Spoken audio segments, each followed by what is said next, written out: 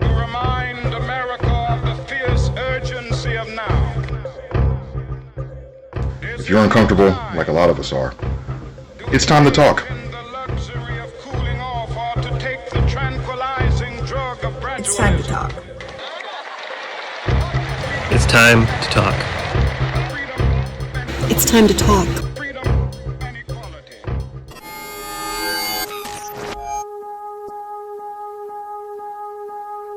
Let's talk mental health, baby.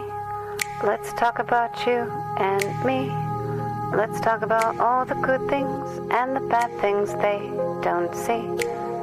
Let's talk about mental health. Let's get comfortable being uncomfortable. It's time to talk.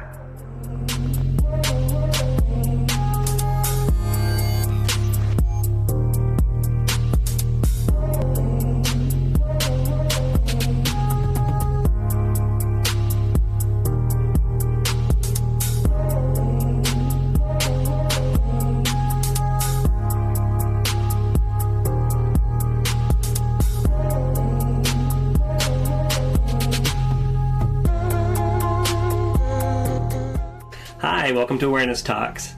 We're your hosts, Jack and Allie McGuire, founders of Awareness Ties. Thank you so much for being here. We're really glad that you're joining us. Awareness Talks is where we get comfortable with being uncomfortable. We do three things. We identify and demystify stigmas surrounding social causes. We get personal with stories. And we explore ways to move forward. Tonight, our subject of discussion is mental health. We start the evening with a pre-show to set the tone for our conversation ahead with music, poetry, and stories. Now, when it comes to mental health, there are many who, like Isabella says, try to put up a good fight, but struggle in the dark at night. Isabella Blake Thomas wrote the song Blinded and performs it for us now. Hear just her and her piano in this exclusive performance. Isabella.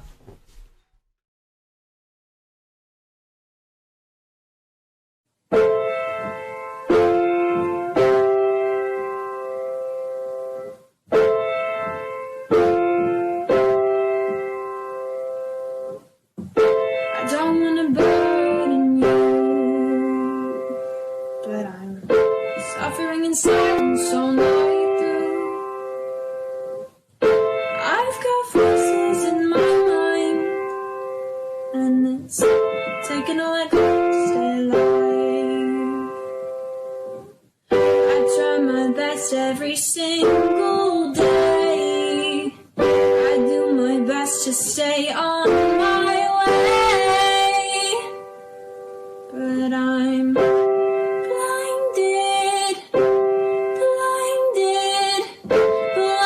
by the light. Oh, I'm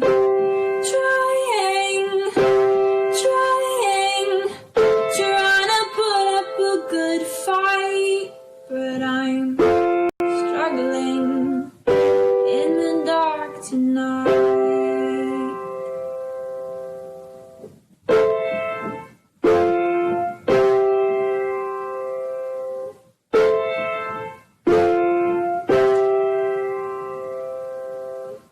I try to tell you it all, but it's not easy, makes me feel small.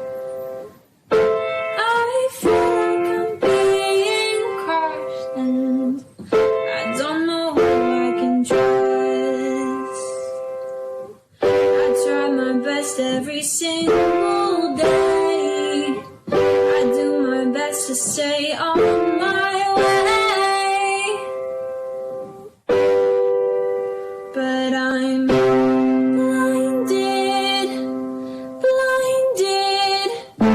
blinded by the light. Oh, I'm trying to put up a good fight, but I'm struggling in the dark tonight.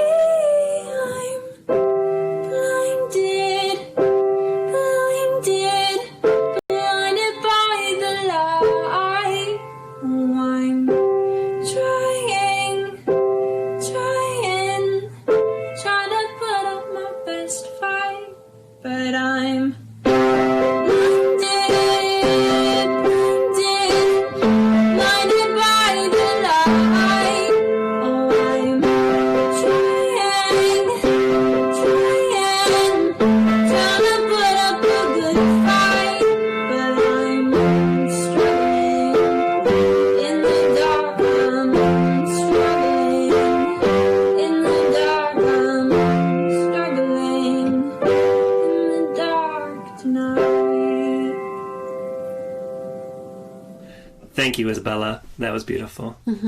Not only is she a singer, but she is also an actress, having just released her most recent film, playing the role of Princess January in Disney's The Secret Society of Second-Born Royals. In addition, she also serves as Awareness Ties official ambassador for suicide awareness. You know, so often, so many of us get tired. Tired of the struggles, tired of the pain, and what do? I'll tell you what Brianna Walker did.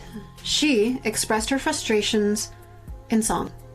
This 13-year-old from Compton wrote an original piece that she performed as an anthem of her own with a very strong call to action. Listen to this. We must rise up. We must control this. We must end suicide and bullying. Your father cheated you. Your mama tried to get rid of you. Your mama hates you. Your father disclaimed you. Your self-esteem is low, so you act so cold. Thinking it's cool to target the weak minded at your school. We must rise up. We must control this. We must end suicide and bullying. We must rise up. We must control this. We must end suicide and take a stand. Show 'em love, give 'em hugs, help understand. Bullying must come to an end. Yeah, love and unity is what we need because kids are dying by bullying. Let's come together as one race. Take a stand for a better place.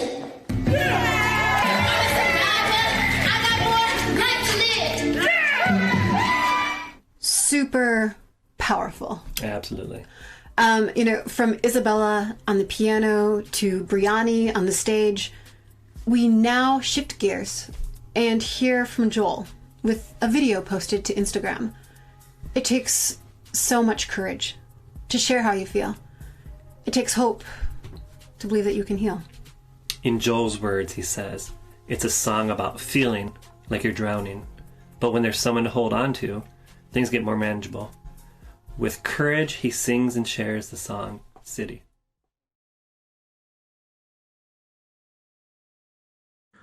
There's a harvest each Saturday night where the bars fill up with perfume, hitching a ride.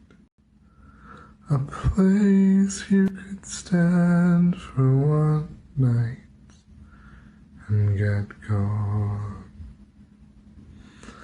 But it's clear this conversation ain't doing a thing, 'cause these boys only listen to me when I sing, and I don't feel like singing tonight all the same songs. Here in these deep city lights, girl, could get lost tonight. And I'm finding every reason to be gone. There's nothing here to hold on to. Could I hold on to you? Thank you so much for sharing, Joel. You know, so far we've heard three very different voices. Each expresses the importance of acknowledging feelings and intentions. Earlier, with one voice, it was Brianni, stating, "We must rise up." Now, with many voices, we have Time to Rise. This is written and performed by Aura and Rebecca Fitch, and featuring Northbourne Park School Choir. It's produced by O.M. McGarry, and video is created by James Hastings. Here it is now, the anthem just unveiled for the Phoenix Rising Collective.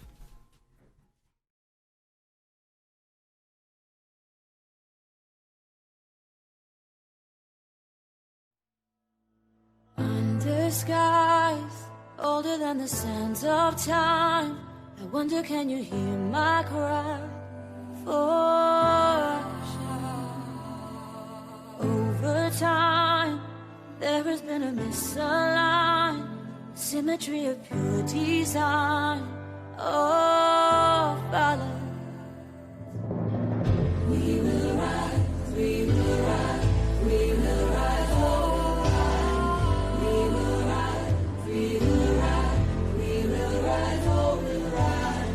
We will rise, we will rise, we will rise, oh, we'll rise. We will rise, we will rise, we will rise, oh, we'll rise. Feel a change in energy as we rise from the ashes, bringing peace and compassion, waking the love inside, liberating the masses.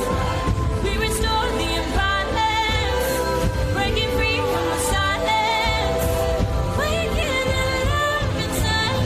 Our desire to see the people harmonize, a 1,000-generation choir, all singing.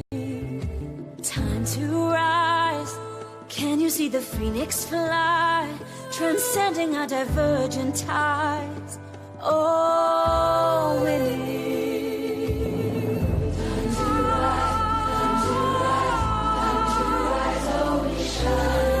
Time to rise, time to rise, time to rise, oh, we shine. Time to rise, time to rise, time to rise, oh, we shine.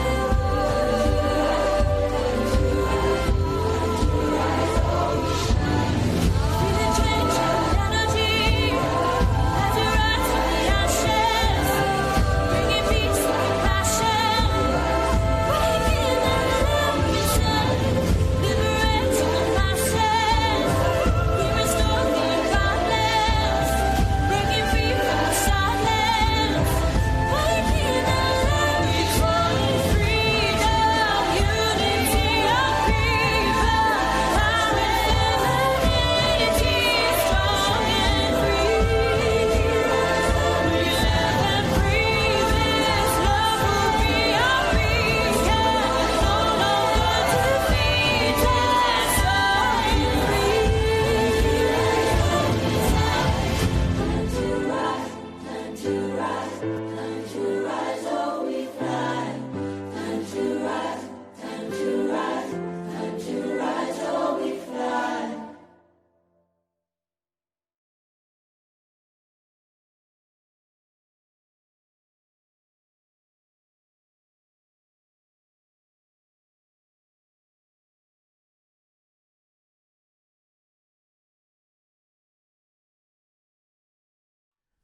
What an inspiring performance. You know, there are songs that you can actually feel, and I could feel that. Yeah, me too. Yeah. You know, each of the songs we've heard makes a statement. Statements are made in other ways as well. Poetry, for example.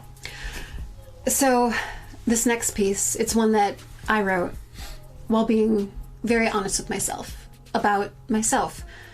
Sometimes the person it's the hardest to be honest with is yourself.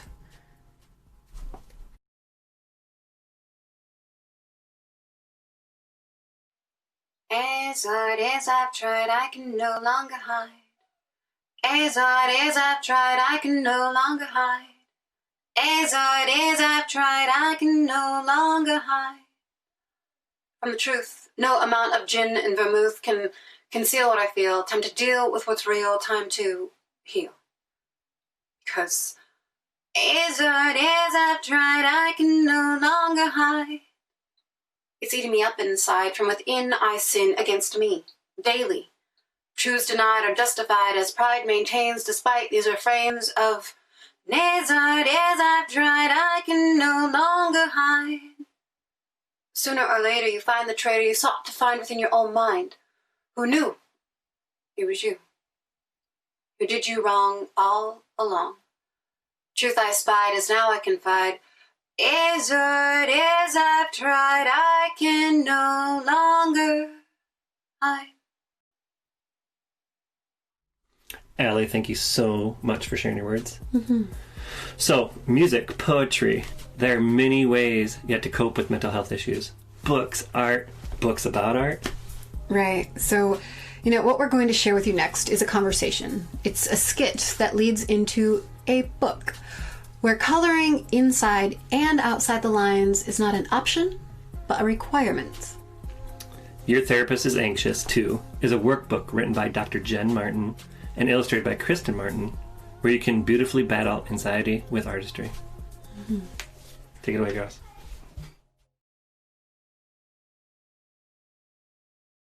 Hi, welcome. How are you feeling? Hi, yeah, I'm doing all right. The planet is literally burning alive, and I know I'm not doing enough, but other than that, I'm doing pretty well.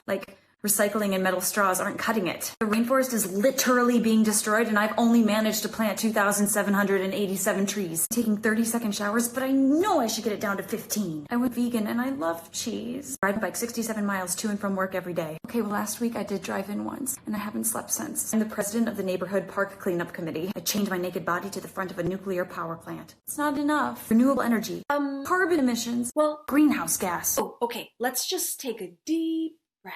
Okay.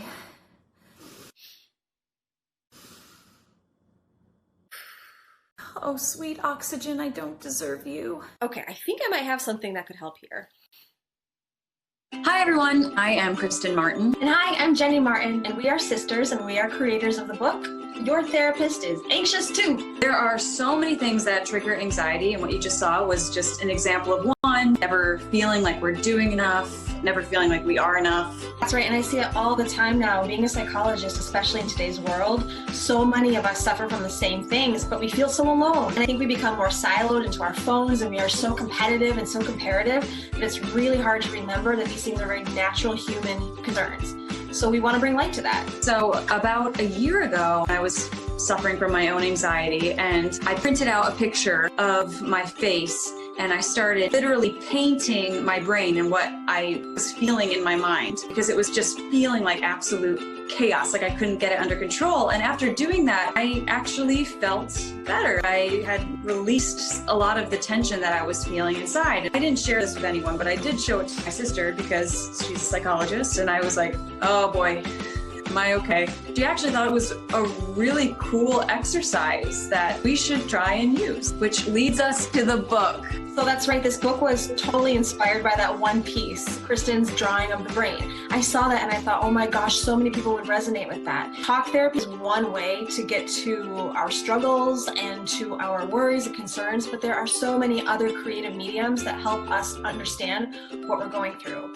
And I think one of the main parts of anxiety that can be so difficult for us to manage is the sense of being so overwhelmed that we don't know where to start. It becomes so snowballed into something that's bigger than ourselves that breaking it down becomes almost impossible. So I saw this piece of art and I thought, why don't we create something that gives some structure and allows people to engage with their anxiety in a fun, creative way, but also helps provide education about managing it better in the future. So this isn't just for artists, this isn't just for anxious types, this is for anyone who wants to push themselves outside of their comfort zone. You will need markers, colored pencils, crayons, paints, whatever to do some of the projects. Sometimes art unlocks things within us that maybe we're not conscious of.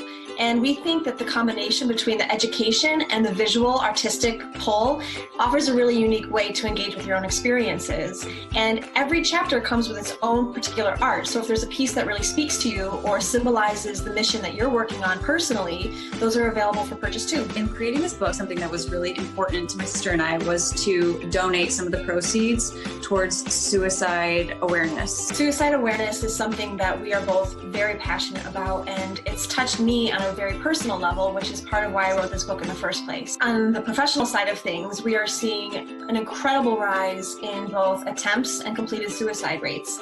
This is something that is a major problem, and often it's addressed far too late. So in creating this project, we want to bring awareness to the steps that can be taken before it ever gets to that point, and managing anxiety and mental wellness is essential to that.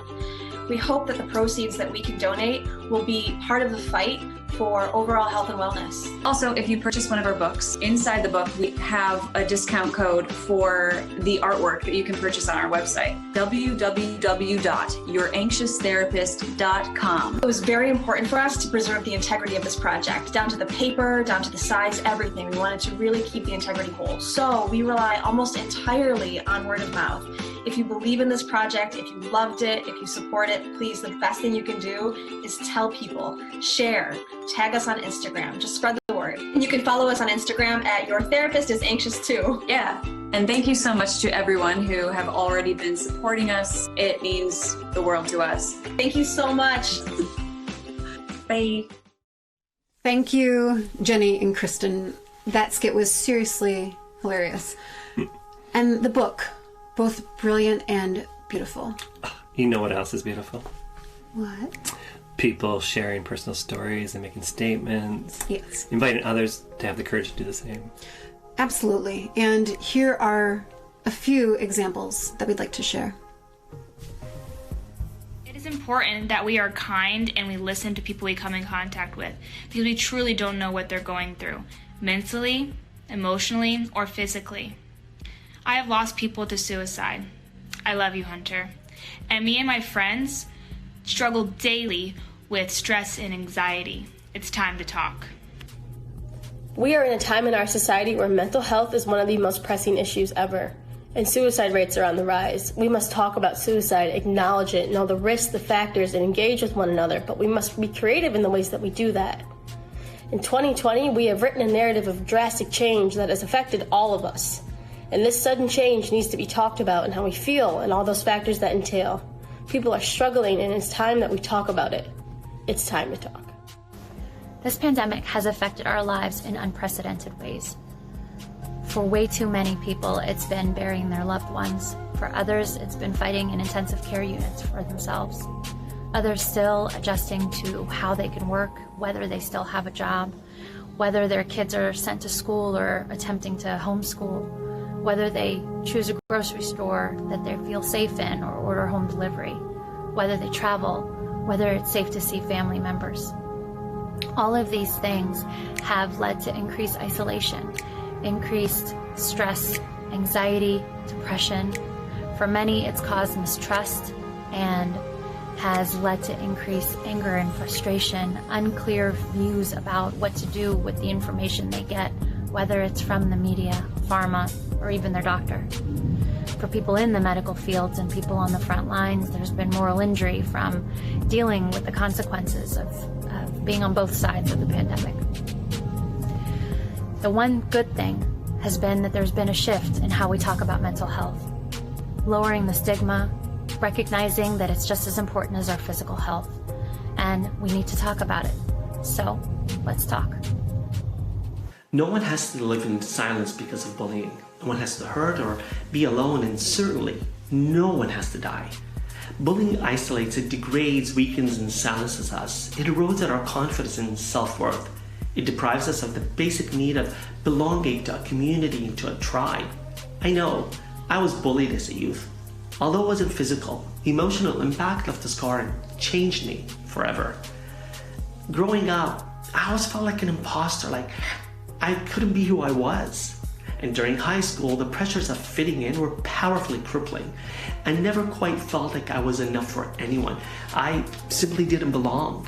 You see, there was a group of popular boys, the in crowd, who made me the target of their malice and scorn for no apparent reason other than that I got along really well with the girls.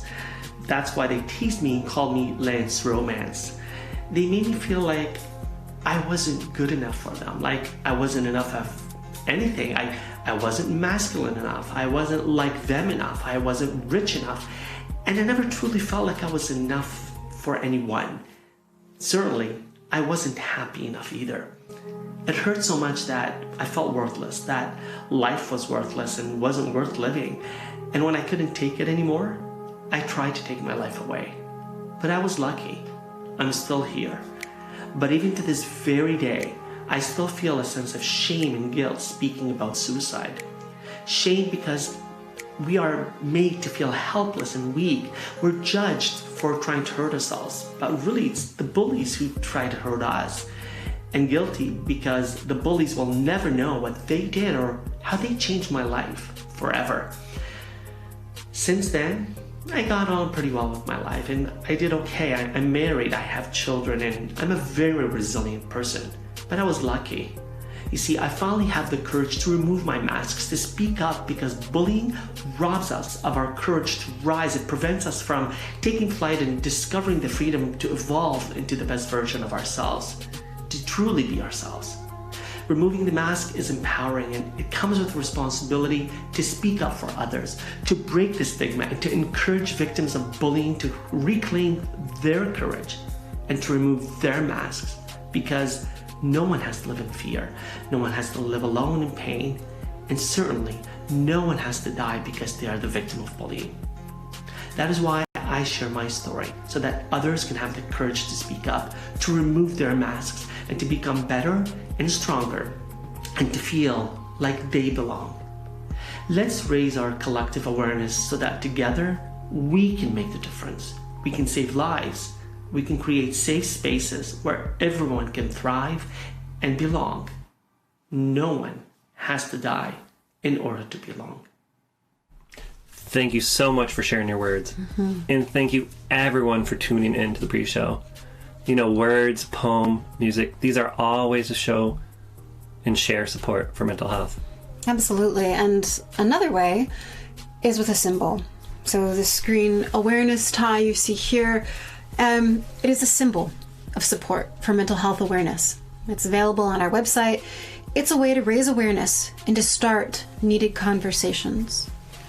If you or anyone you know is dealing with a mental health crisis, there is help. Please see the National Suicide Prevention Lifeline number below. Before our conversation with our panelists begins, we would like to introduce you to Ned. We recently met Ned Stranger, a musician, a writer, and now a columnist for Aware Now magazine with his monthly feature, Music with Meaning.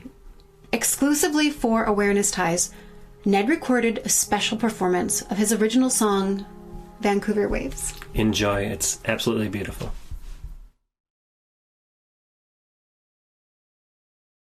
Hello everybody, my name is Ned Stranger and this is Simon, who I'm looking after at the moment. So the song I want to play for you tonight is a song I wrote a few years ago called Vancouver Waves, and it's basically about the need to kind of run away from the world for a little bit when something really tragic happens, and kind of reassuring yourself that when you come back, the world's still going to be there. Sort of about escapism and that need to sort of like, you know, look after yourself for a bit when something awful happens. I don't know why the idea of Vancouver sort of crept into my mind, but it was sort of thinking about somewhere right at the edge of the world.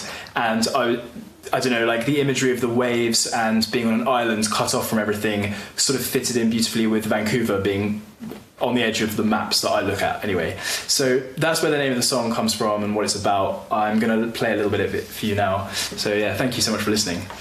Cool.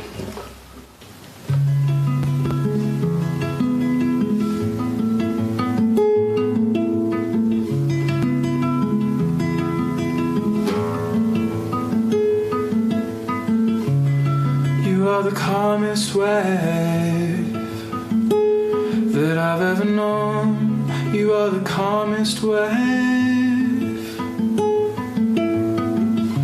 When you stop coming into shore, nobody knows, but I'll be on my way.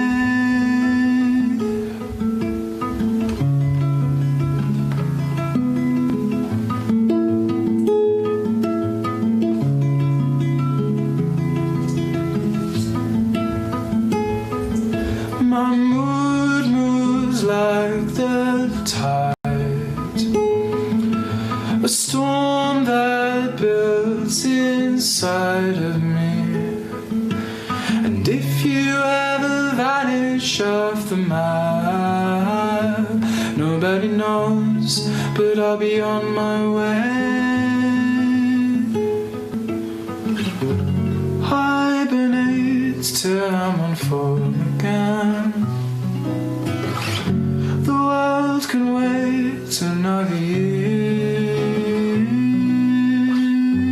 Hibernate till I'm okay again. The tidal waves can't follow me here. So I came here to the island. I braved the stormy seas. The air is clean and it's silent, far from such tragedies. The sun sets better than a painting. It calms my eyes with ease. And it's the saddest sky that I've ever seen. Oh,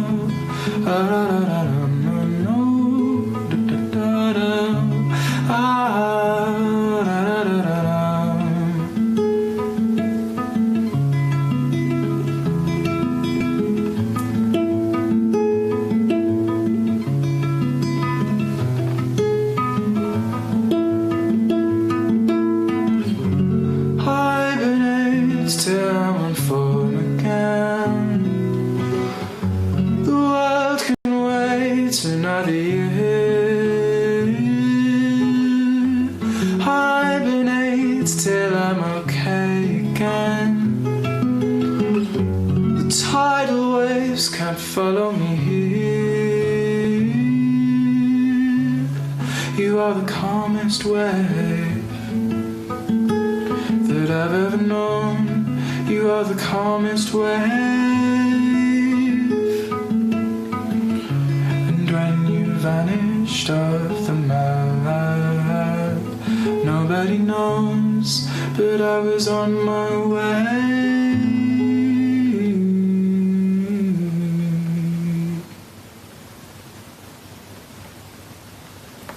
Thank you so much for listening. Now it's time to talk.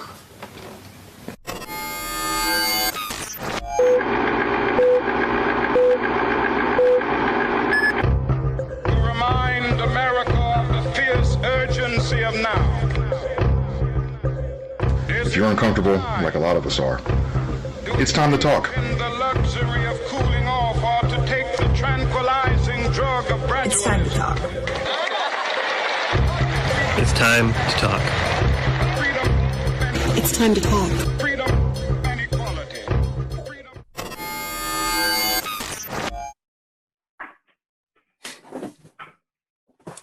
Hello, and welcome to Awareness Talks. I'm Jack. And I'm Allie. We're founders of Awareness Ties. Awareness Ties is a platform for raising awareness. We also have a monthly magazine called Aware Now, which spotlights stories and causes that need to be told. In fact, Awareness Talks was taken directly out of those pages of the magazine. And it's a cause that we dive into deeper each month. The talks consist of 3 amazing panelists each month, and we set out to do 3 distinct things. That is right. So awareness talks were created to start the needed conversations to create sustainable change.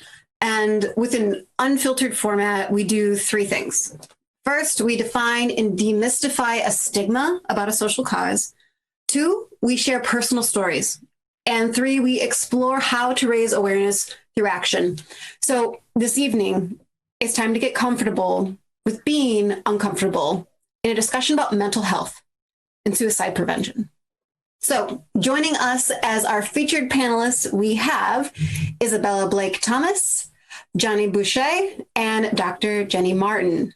So introductions here, Isabella Blake Thomas. She and her mother, Elizabeth, were actually among the first to join the Awareness Ties family. Isabella is our official ambassador for suicide awareness. So since the day we met her in LA at a film festival, we've been in love with her light. Isabella is a singer and actress, having just released her most recent film starring as Princess January in Disney's The Secret Society of Second-Born Royals. She's also the founder of Mother and Daughter Entertainment. So, Isabella. Welcome, Isabella. Welcome to Thank you for having me. Johnny Boucher. So, interestingly enough, we were introduced to Sip of Hope coffee by Isabella and Elizabeth.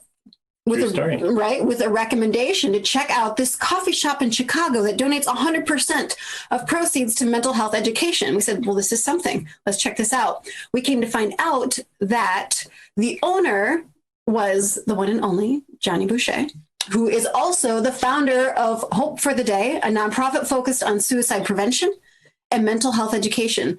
So in love with his mission, with him as a person, and his coffee. It's really freaking good. We featured Johnny in the Life edition of We're Now magazine. Interestingly enough, the universe connecting. On the cover was Isabella. So strange how things just happen. So now in the next edition of We're Now magazine, the stand-up edition, that's where Dr. Jenny Martin comes in. Her debut column, Dear Dr. Jenny, happened with that issue. So Dr. Jenny Martin is a licensed clinical psychologist in Chicago with her private practice, Gemstone Wellness, that specializes in working with adolescents and adults touched by depression, anxiety, trauma, loss, issues relating to race, sexuality, gender expression. In addition to being a psychologist, Jenny is also an author now, recently writing her first book, Your Therapist is Anxious Too. It's beautifully illustrated by her sister, Kristen Martin. So Jenny and Kristen were recently welcomed as our official ambassadors for mental health awareness. We have three amazing panelists. Welcome, all of you. Thank you so much for joining us. Thank you. Absolutely. We're really, really happy to have you here. So tonight we are honored to have your voices present, along with that of Lisa Bowman. So she is the founder of Marketing Mojo, former CMO of United Way, and current advisor for Awareness Ties. Yay. As our moderator for the evening, she's going to be navigating us through these conversations. She's a very special member of our Awareness Ties family, and she's going to guide us tonight. We're going to do three things. The three things are define the stigma, share our stories, where we get very, very real very quickly, explain a solution for not just talking the talk, but walking the walk. That's right. So we are super stoked to have this conversation, and we've said enough. So Lisa, take it from here. Thanks, Jack and Allie. You guys know you've been rebranded, so I have to share this. So collectively, you are now Allie Jack to me. So I am so happy to be here again for our second awareness talks, and to our panelists, thank you. I'm so excited to hear the conversation tonight, because clearly we're living in turbulent times, right? We've got all of this stuff happening around us. We've got the political drama that continues to unfold on a daily and sometimes an hourly basis here. We've got social unrest, we've got economic uncertainty, and then really the umbrella over all of this is the ever-present issue that we're dealing with of COVID. We're all being impacted, right? Each of us is in a different geography. That's the beauty of being able to get together over digital, but all of us are facing this in the communities where we are. And COVID is responsible for a lot of the anxiety that's happening right now. I saw some surveys from the Mayo Clinic talking about the fact that there's been increases in the number of adults that are reporting symptoms of stress, anxiety, and depression. Right now, during this pandemic, as compared to pre-pandemic, suicide figures are up an amazing and horrifying 200% since lockdown. And experts are worried a lot about the impact of social distancing on the mental health of children and teenagers. Nearly a third of teens in a survey that I saw reported that they were unhappy or depressed in recent months.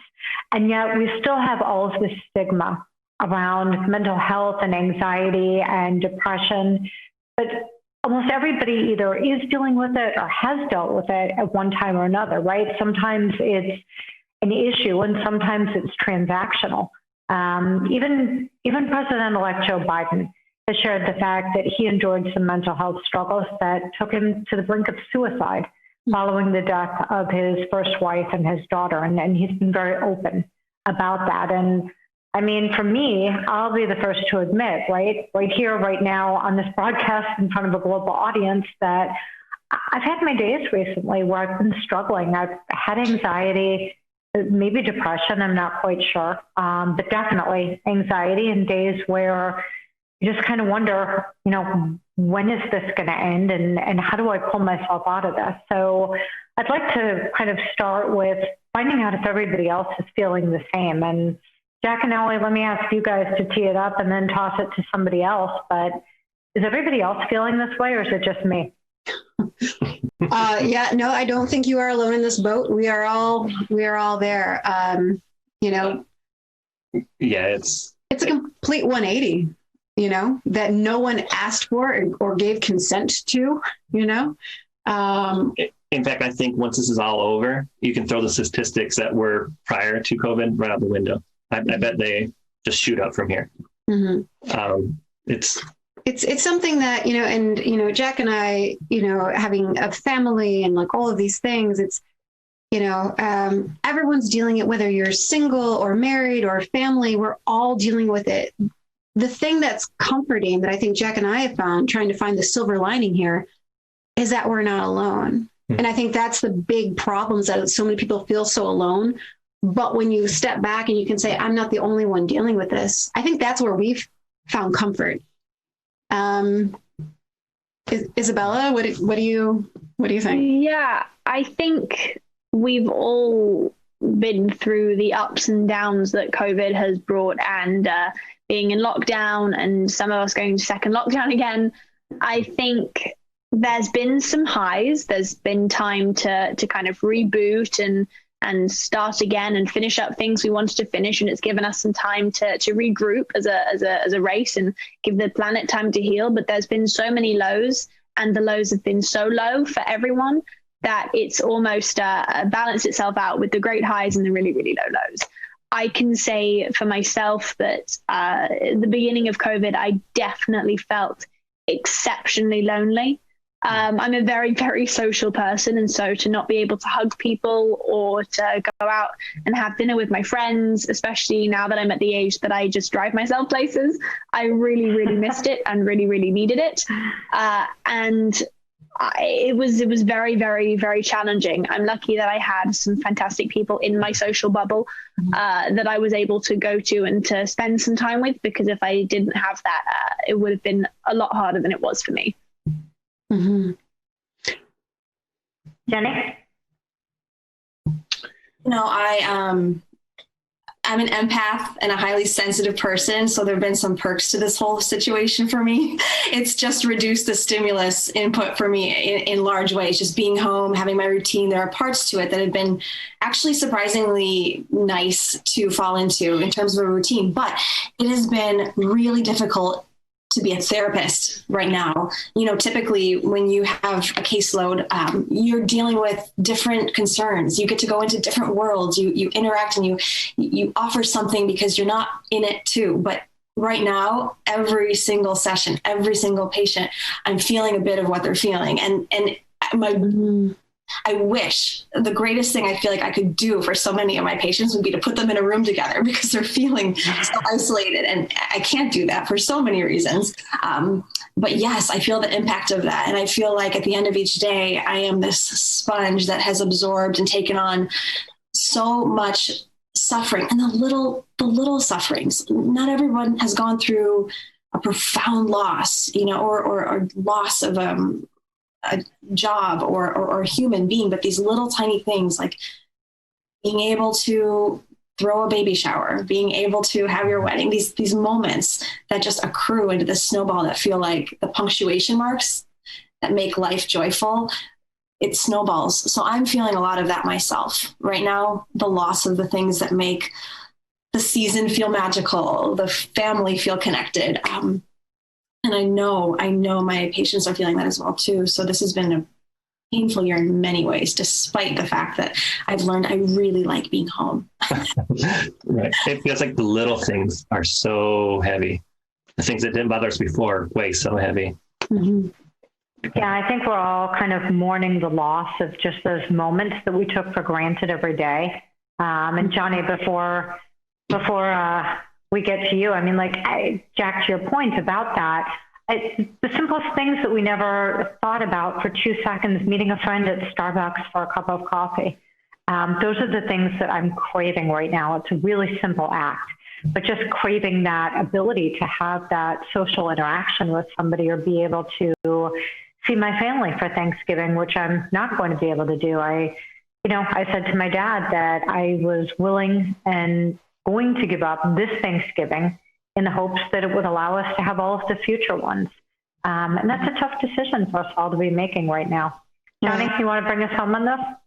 Yeah. I feel like me personally, I've always been quite resilient, and because, after being diagnosed with PTSD in 2018, I really got a hold of what my tools were. So I feel like I've, in a sense, I've been more privileged to have those tools be ready for these moments. And also going into this, I was traveling a lot. And so I was starting to absorb it. And when I got home in Chicago, it's really when it really hit when we shut down our coffee shop.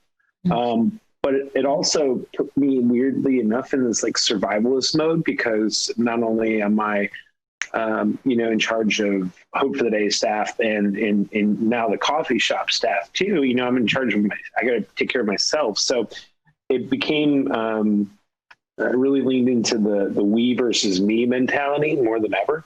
But in order to do that, I really had to check myself to say, like, how are you doing, bud?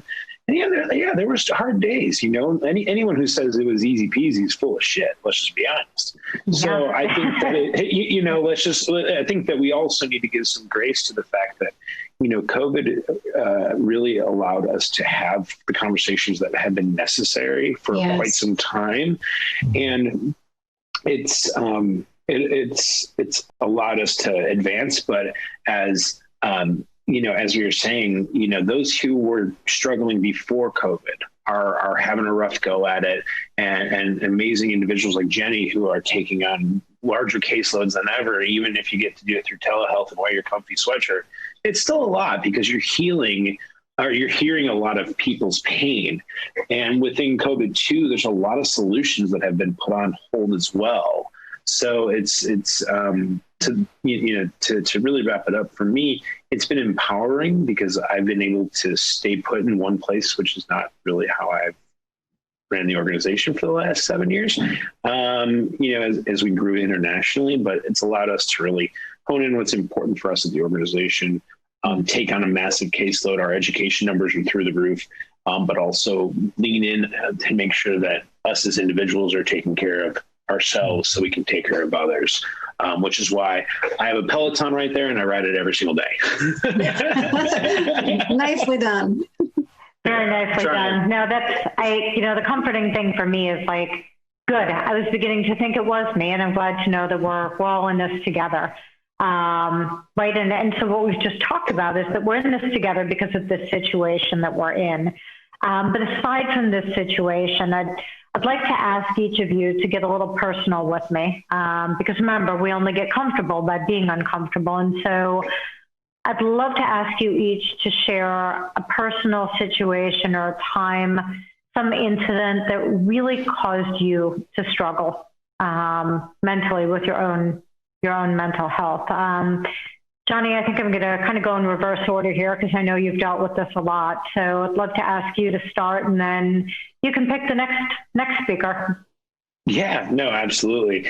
The biggest point in time for me was struggling was prior to getting diagnosed with PTSD, because I started off 2018 on a rough foot. January 3rd, I had gotten out of my car that was parked parallel to my apartment in the Albany Park neighborhood. And I took 2 steps after getting out of the car and almost caught a stray bullet in a massive shootout that erupted.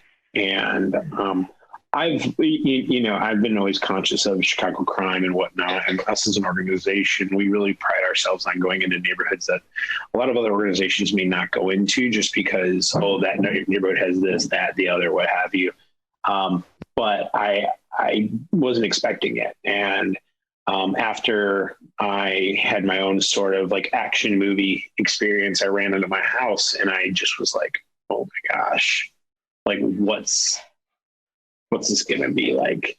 How is this really going to impact it? And because I'm a man and I'm stubborn, I shoved it down and I just went business as usual. And we talk about at Hope Today mental health being a soda bottle, and my soda bottle was shaking up every single day, and I wasn't telling anybody until the point that I was having struggles leave the house, and I just could not get to a place where I felt comfortable, maneuvering things. And I didn't want to buy a gun. I didn't want to do any of these things. But that ultimately allowed me to say, hey, you know how to ask for help. Stop being stubborn. Stop allowing stigma to speak for yourself and lean into it. And after I did, I always say like this weight came off my shoulders because there was clarity. But then I knew I needed to further dive deep into that process to make sure I'm good, because I run this organization. But, all that aside, I'm a human being, and there's tools out there that we pass every single day in our communities and we overlook. And it's because of things like stigma that caused me to further, spiral and struggle when I could have, maybe gotten to it a little earlier. But the moment I did, I opened a lot of doors for myself, as well as friends and family who were like, holy shit, you? And I'm like, yeah, I'm the guy that says it's okay not to be okay. My therapist also called me out on it too. And I was like, you're right. So, that was that, but it was the first time that I truly struggled, where I felt like I was held back in a way that I had never experienced ever in my life. And sure, I've had my bad days and my good days, but I'm also like the biggest spokesman for boys needing to cry. I mean, it's fucking awesome. We all should cry. So I feel that over the years I've gotten through that, but that was definitely the biggest struggle of my life. And I'm happy to say that I'm a work in progress, and every day is, in the right direction, but it took a lot of time and energy to get there. It's a process. Yeah. Mm-hmm.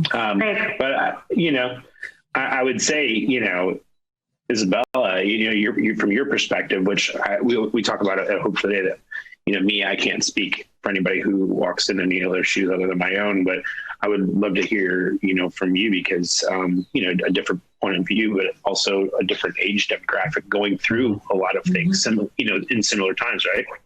Yeah. I mean, it's a tough one, because I'll just start out by saying this. Being an actress, my life is on show all the time.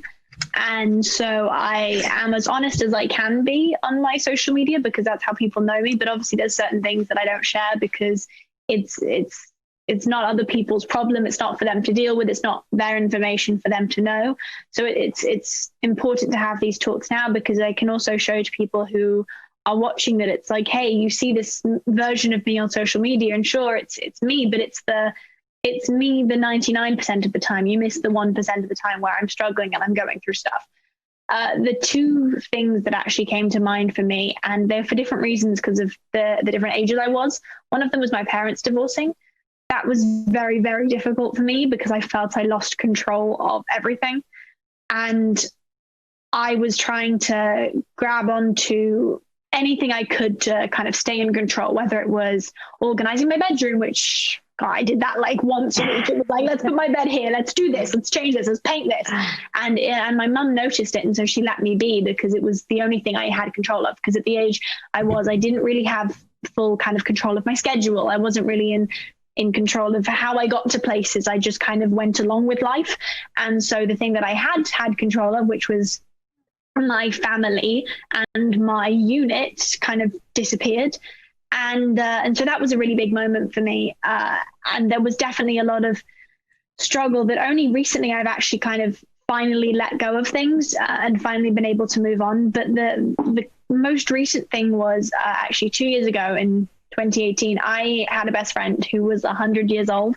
And she was my best friend in the entire world. And she was my neighbor. And I spent upwards, I'd say, of probably about 6 hours a day with her every single day. And the days I couldn't, I was like, and it drove me crazy, because we just got on so well. And she got me. And she passed away in 2018.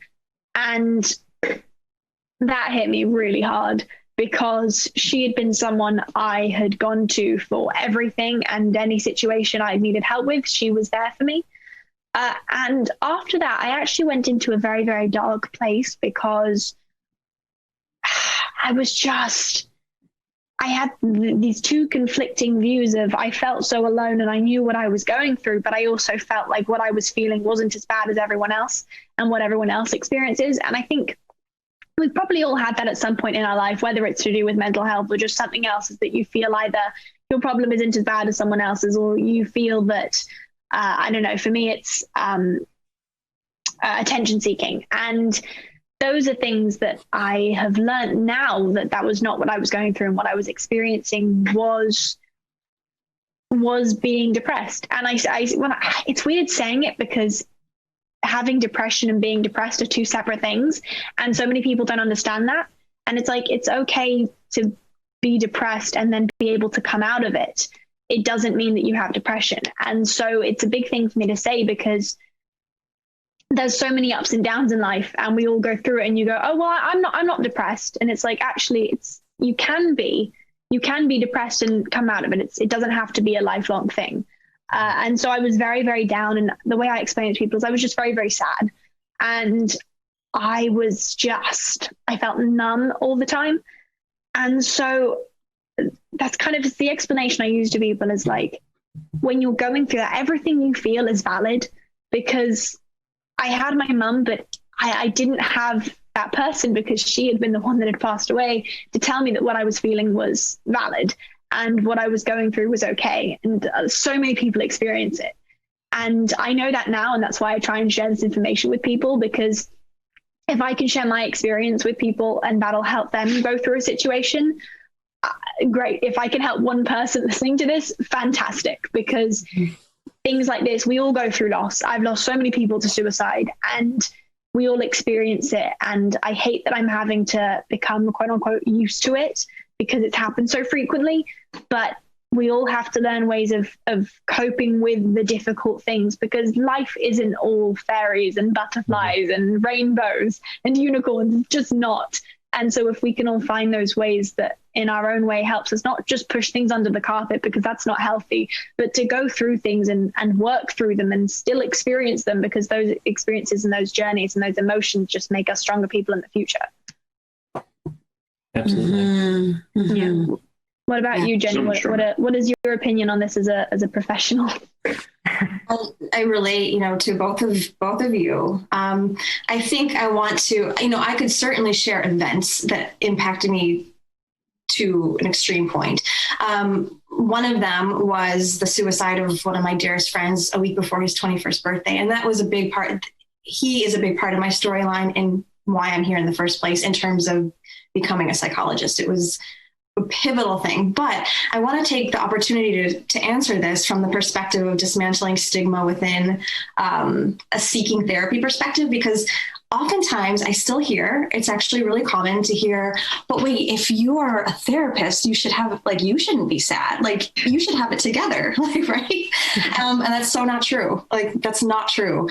And so I want to really express candidly how not true that can be.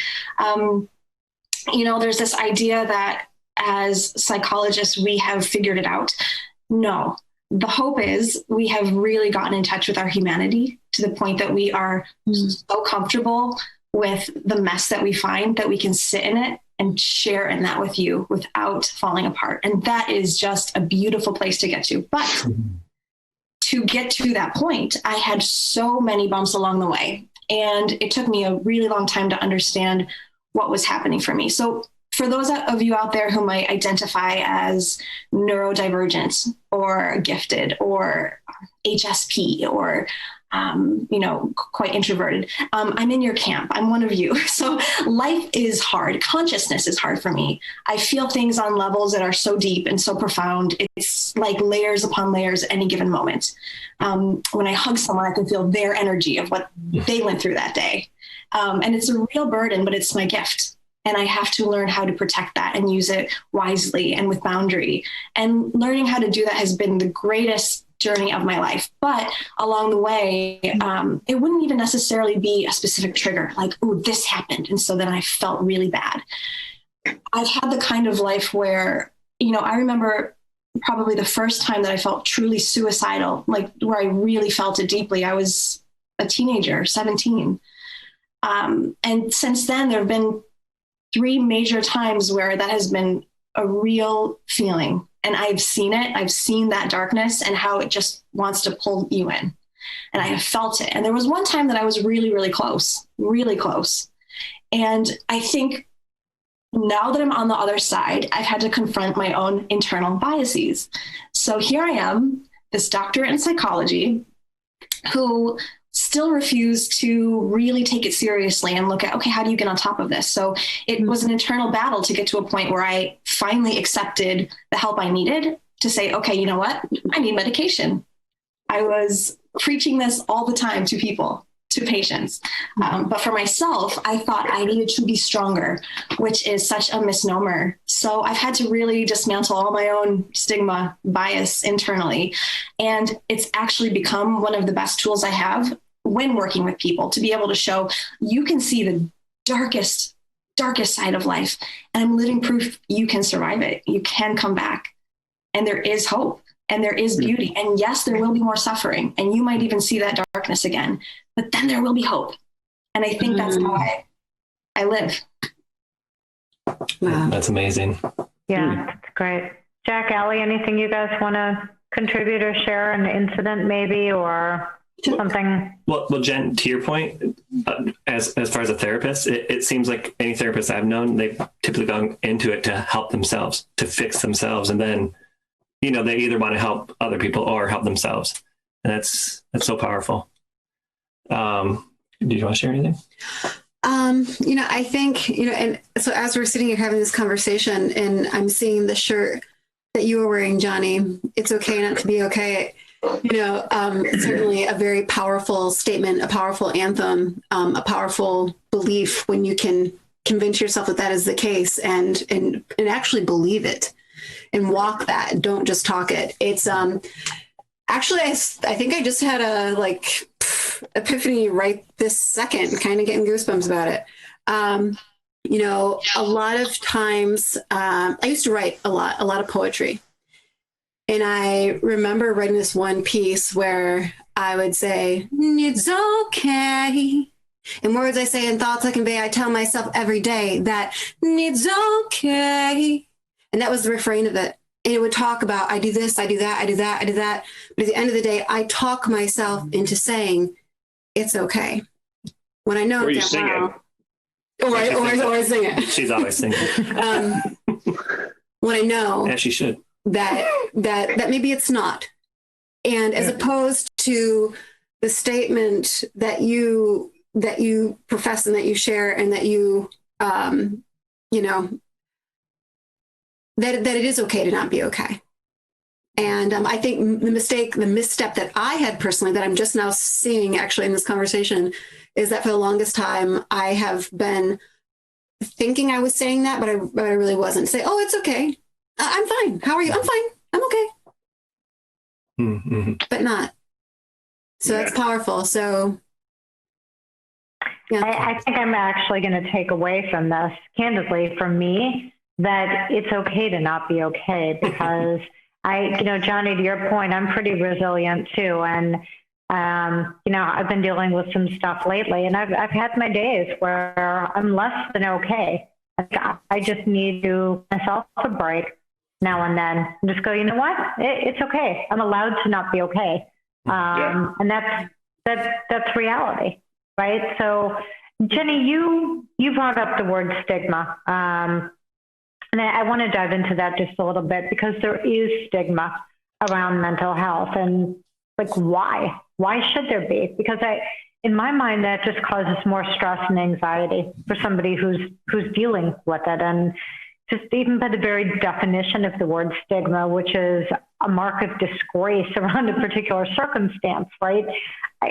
We're dealing with this. And so it can be uncomfortable being honest with all the biases we carry. And we've talked a lot lately, at least in the last awareness talks that we did, we focused a lot on implicit biases, but it was more about race. But we carry them about mental health too. And I'd love to kind of have some fun with this if we can, by challenging ourselves to a little game, like playing word association, where I mention a word and then you tell me the first 3 things that come to mind. So Isabella, because you're the youngest, we're going to start the game with you. No pressure. No pressure at all. So first word that I'm going to toss out there is depression, and like lightning fast. 1, 2, 3. What are the first 3 words that come to mind? Sadness, struggling, and stigma. Sadness, struggling, and stigma. The 3 S's. Yeah. Thank you. We all have bad days, but like to your point about being depressed or having depression, right? And them being 2 different things. I don't know how to tell the difference sometimes, right? How do you tell if it's transactional or if it's transactional but seems to be lasting, if it's becoming a permanent state of being that needs to be addressed? And so I would say that sounds like a perfect question for our clinical psychologist, Jenny. So can you give us kind of the textbook response to that and then the real everyday response about how do we know if we're just having a bad day or if we truly are depressed? What's the differentiation between those 2? Well, it's a really long kind of answer for the clinical side of this, but I'll try to break it down and then describe the everyday response. So if you're looking at clinical depression, it has to hit so many different markers or criteria to be really diagnosable. And the one thing to remember is it's not yours to diagnose. So you don't have to even put that pressure on you. It's not yours to ever try to figure out. So I'll offer this, but don't feel like you have to know this. This is not to be done unless it's with your doctor. So there are 8 criteria for clinical depression. They range from symptoms such as, hopelessness, sadness, thoughts of death, changes in weight, appetite, sleep, motivation. And you have to have at least 5 of those symptoms present for at least 2 weeks in the same 2-week period. And one of those symptoms has to either be sadness, real low mood, or what we call anhedonia, which is the loss of interest in things you used to enjoy. And those things have to go on for two weeks at least, and they have to cause you impairment in some sort of way. So either socially, occupationally, with school, all of that has to exist. And then there is a diagnosis of depression that can come with that. And then there are many specifiers. It can be moderate, mild. There can be so many different things with anxiety, with mixed symptoms. But really, I think what we need to know generally is just, if you're asking the question, there's probably reason to go seek support. If you're wondering, this feels just a little different than what my life has looked like so far, ask the question, reach out, see what somebody else has to say. We are not great. None of us are at assessing ourselves always. We need a little bit of help bouncing that off. So the best thing you can do is just see. And if nothing else, especially with therapy, you certainly don't need to be clinically depressed or clinically anything to get something valuable from it. Insight, self-growth that happens regardless of your diagnosis. But the one thing I would also add to that, when you asked Lisa, what do you look for? I like to think about sadness and depression like sadness. It's sort of like clouds in the sky. They come in, they're dark, but then they move away. And I think depression feels more like a big black sky. The sky's not changing. It's just there, pervasive. If you feel like that, it's time to reach. I was going to say it's a really good analogy, and one that I've actually used personally when I went through a situation about 10 years ago. And the way I described it to somebody is that I felt like there was this humongous storm raging around me. And so I kind of crawled into a hole to protect myself from it and deal with it. And all of a sudden I realized that the lightning and thunder had stopped and the rain was slowing down to a drizzle, and kind of peeked my head out, and I saw that there were patches of blue sky peeking through the clouds, and realized that it was like okay to come out again. And that was sort of how I described the process of coming through this situation that I'd been dealing with. So it's really gratifying to know that somebody who's actually licensed to deal with this describes it in very much the same way. So thank you for that. And, if people are struggling too, the one thing I want to call attention to is if you think you might need help, if you're not sure, there's never any harm in contacting or connecting with somebody to see that. And so we do have, scrolling on the bottom of the screen, a number that you can call if you or someone you know is struggling right now. And I would encourage people to take advantage of that because there is help available. And so really the first thing to do is to assess whether or not you truly need help with that. Okay, next word that we are going to play. And Johnny, you're up. You brought up PTSD. So, you know, a lot of times people associate PTSD with war and veterans, and maybe it's top of mind for me because Veterans Day was last week. So I don't know, but sometimes war has absolutely nothing to do with PTSD. So Johnny, I'd love for you kind of word association. When you hear that word, what are the first three things that you visualize or that come to mind when somebody says PTSD? Well, traditionally, you nailed it, you know, veteran, you know, somebody like we think veteran, military, war, but I'll throw a fourth one on there that's not even a word, it's just me. And the reality of all that is that, you know, the stigmas that we've been taught are that people who only serve in our military are the ones that can be impacted and suffer from that. But I think we're all on this call and we can all agree that that's bullshit. And I can also say that because obviously I got, as I said earlier, I got diagnosed with PTSD, and I've spoken on military bases. I had the pleasure of being with, you know, FBI agents this morning, but like, again, I'm not them, you know? And I think that one of the most discouraging things that I faced personally was thinking that, oh no, I don't have it. Like a vet may have it. So like, I basically cut myself down, where the more that we talk about mental health, the more we realize we're not alone, and we do that through experience. And ironically, years ago, when I first started getting into the more educational side of mental health, and taking great courses like mental health first aid, which now I'm an instructor of, but the more I dove into it, the more I just kept thinking there's got to be people living in the southwest sides, west side of Chicago, who are all living with PTSD that aren't part of our military. They're part of our community, though, and they're the ones that are, you know, stricken with gun violence and gangs and drug sales and all these horrible traumatizing things that, you know, you got to ask, you know, how do they feel? And I think that because we are still, from a society standpoint, buying into the only people who are, you know, experiencing PTSD are vets, because you see billboards around Chicago that say, you know, that has a picture of fighting PTSD, and it's like it's a figure of a military person. We need to dismantle that, because I think that Jenny can, you know, definitely back me up on this, that trauma is you know, so unique and personal. And the more that we put things into these jars and these categories, the more we actually isolate people from the reality that they might be impacted and they don't fit the poster, you know, of what we've been told for so long. But again, that's because we haven't taken the time in society to really address mental health until lately. So we're playing a lot of catch up. Yeah, I would agree.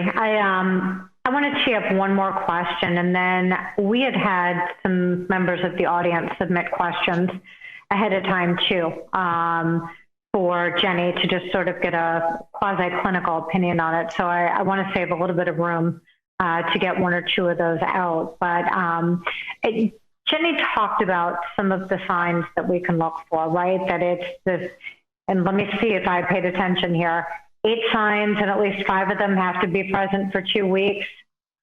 Was I right on that? Yes. Hey. Worry about being that specific. So Isabella and Johnny, you both had people that you loved and were near you that you've lost to suicide. And so, you guys to some extent are untrained eyes, right? Johnny, you've made this sort of a career and you've progressed towards being in the mental health field. And Isabella, I think you've got really balanced perspective for somebody your age on some of this. So I'd love to know if with those losses that you both had,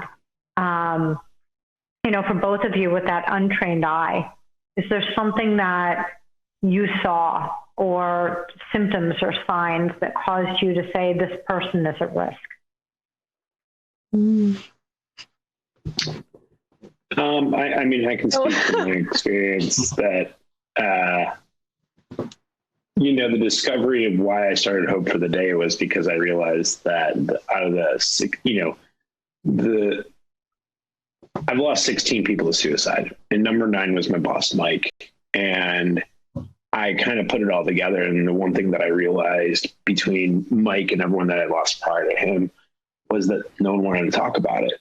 And that's the reason why I started Hope for the Day, was to simply start the conversation, because I knew that that was one of the biggest factors, common factors between everyone I'd lost. And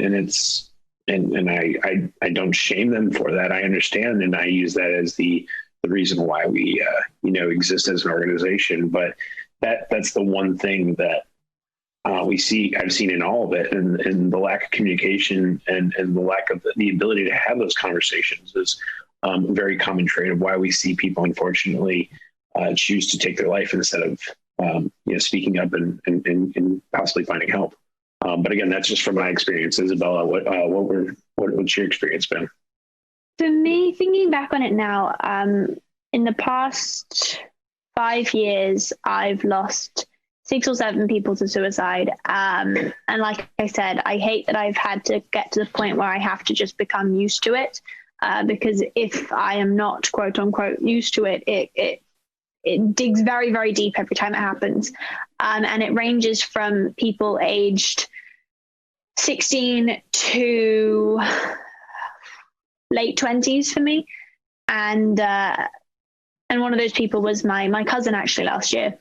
And those moments, every time they happen and every time I hear about it, that horrible feeling of, could I have done something? Is there something I could have done to prevent that? And the majority of the time, the answer is no, because what that person is going through is what they're going through. And if they don't want to talk about it, you can't force someone to talk about it. All I can do is I can share this with other people and say, I hope you talk about it. Please talk about it. If you are struggling, talk to someone, talk to your cat, talk to your dog, talk to someone and get the words out, because just hearing things out loud make things so much clearer. And for me, the way I deal with things is I learn things. And me explaining that is when my best friend died, I went through everything I could, deep dive on the internet. I became like the people you see in Criminal Minds and Law and Order. Like I was digging deep, finding everything I could about her and just learning all this information because it made me feel closer to her. And so when other people have passed away or I've lost people to suicide, I do the research on the mental health, and I learn new things every single time because the world is learning new things as the world is progressing. I think if I'm sharing this with other people and talking about how to deal with it, I can say it from both sides of things. I can say I've experienced the sadness and that darkness, like you guys said about the dark sky and the storm. I've experienced that, but I've also experienced it from the other side, losing so many people to suicide. And all I can say is talk to someone, because whether you're going through it yourself, whether you have just lost someone, you have to talk to someone because you can't figure it out on your own. As much as we like to think we are very capable people, which most of us are, it's impossible to go through that kind of thing on your own without talking to someone. And I just want to share that as much as I can. And I ingrain it into people's brains. I'm like, please, please, please just talk to someone. And I say this on my social media. I'm very public about it. I'm like, I don't know all of my followers, but if you need something, please reach out to me. And I talk to multiple of my followers and just help them through things, because I'm not trying to give them advice. I'm not trying to tell them how to deal with the situation, because every single situation is different and the way we all deal with things is completely different depending on what we've experienced in our lives. But what I can do is I can offer an ear that's completely unbiased and unjudging, and just someone who can listen to you and to make you feel like you're not alone. Because again, it is okay not to be okay. And I know it's very difficult to acknowledge that, but it is okay. It is totally okay. Everyone has experienced at some point in life not being okay. So it's okay. It's natural. It's normal. That's the way life is. Absolutely. Absolutely. Yeah, I agree. Thank you. I want to leave, we're almost at time, but I want to try and get in one or two questions that were submitted from people that are viewing this tonight for Dr. Jenny to answer. So I'm going to start with one. I'm hoping we may have time for two. But the first one is from Agata in Poland. And she is asking, besides going to therapy or a specialist, what is it that we can do good for ourselves during a crisis? Probably something we all wonder sometimes. It's a great question. First of all, if it's truly a crisis, if there's an emergent situation where there's a fear for your life or somebody's life, there's no real action step other than get to a hospital or call 911. That's it. So really keep it simple. If it's a crisis, get help right away. If it's something that is not emergent, not imminent, there are lots of things that you can do. So for one, if you're in a situation where you feel like you need to take care of yourself, you have to know yourself, number one. So that's its own journey. The best thing I think we can do, all of us, is to prepare for the times when things get difficult and do some self-care work now before things get hard so that we know how to take care of ourselves when things go wrong. I would assume we all probably feel this way, that when it gets tough, the first thing that falls off is self-care. The first thing that falls off is taking care of ourselves, the things we work so hard to do. So know what works for you. Know what boundaries you need to set and keep and put into place so that when something does become difficult, you already know what your resources are. Do the work on the front end. And I think that is one of the best things we can do for ourselves. If it's okay, I would also just like to add one other piece just to this as a whole. About this question, but also in general, I don't think we can have a conversation about mental health without addressing race and without addressing the way that historically mental health has been a very racist institution, a sexist institution, a place that is not safe for diversity. And I just want to be a voice that validates that, because there are a lot of reasons that stigma exists. We ask that question, why is there stigma? If you are in a marginalized community, there is reason that there has been stigma. There is reason. We have not been a safe place. So even down to the tests that psychologists use for assessing cognition, cognitive abilities, intellect, they've been normed on white people. They're inherently biased. So I just want to send that kind of caveat too, that as we talk about stigma, a lot of it has to be respected because it has damaged people, large communities. I mean, and not just racially, it's been incredibly sexist, homophobic, transphobic, and we're catching up. We're catching up, but it's slow. So making sure that those considerations are paid attention to, it's essential when trying to get help for someone. So I just wanted to throw that in there too. It's a great point. So important to talk about that.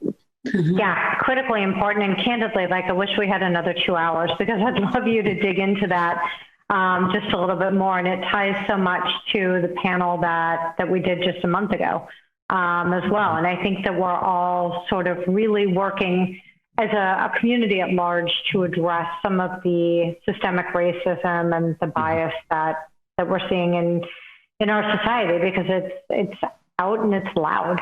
And so it never even occurred to me, candidly, that something as simple as mental health might be impacted by that. I know we're almost at time, and so I think we will get responses to some of the audience questions through another format. But I want to thank our hosts, Jack and Allie. Thank you for your inspiration, for your support of the various causes that you all do through Awareness Ties. It is such a unique thing that you all do, and so vitally important. I want to thank our panel. Thank you for giving of your time tonight. Our publication partner, Issue, our production partner, Connect TV, and to everyone that tuned in and joined us for this evening's conversation. And so before we close, I would just like to remind everybody, if you or someone you know is struggling and possibly suicidal, there is help available. Like Isabella said, talk to somebody. You can call 1-800-273-8255. you know, we all need to stick in this together and help each other along. So thank you for joining us this evening. One thing that I would like to mention is, you know, just again from Jack and I to say thank you so much. Thank you, Lisa, for moderating this. Thank you, Isabella, Johnny, Jenny. Thank you for, again, giving of your time. We do want to say when we talk about awareness and raising awareness, that is not the end point, but rather that's where we start. Exactly. So when we look at action we can take on our website, on this Mental Health Talks page, we have a few different actions people can take. You can read an incredible book called Your Therapist is Anxious Too, which is a fabulous way to brilliantly, beautifully explore what is going on. We have a couple of different organizations. You know, we have, I mean, so you can read, you can sip. There is fabulous coffee, like I've gone on about, you know, Sip of Hope. So yes, it's a coffee shop, but yes, it's also, there's coffee that you can purchase online. 100% of the proceeds goes to fund the programming that's needed for the education we so desperately need. Beyond that, there is hope for the day, you know, and so, you know, so an organization you can support. So you can support an organization, you can read a book, you can sip some coffee. I mean, these are all different ways that you can get involved. There are everyday things that we can do to help other people and on their journeys. And so, again, we can't thank you enough. We're here for you. You know, all of you for sharing your personal stories. You are near and dear to us and to our Awareness Ties family. Thank you so much for this. And please watch Isabella's movie on Disney+. I'm so stoked to go watch it, actually. There's a nice twist to it. There is a nice twist. I just want to say to you guys, thank you for letting us talk and share these stories, because like I said, I think before we started, if I can help if we can help just at least one person know that they're not alone and that we all experience these things, then we've done our job, and that's fantastic. So thank you for giving us the platform to be able to talk about these things, because it's important about starting that conversation. Well, thank you so much. This is one conversation to start many others. So let the conversations begin. Yes. Looking forward to it. Thank you so much, everyone. Thank you. Thank you. Thank you.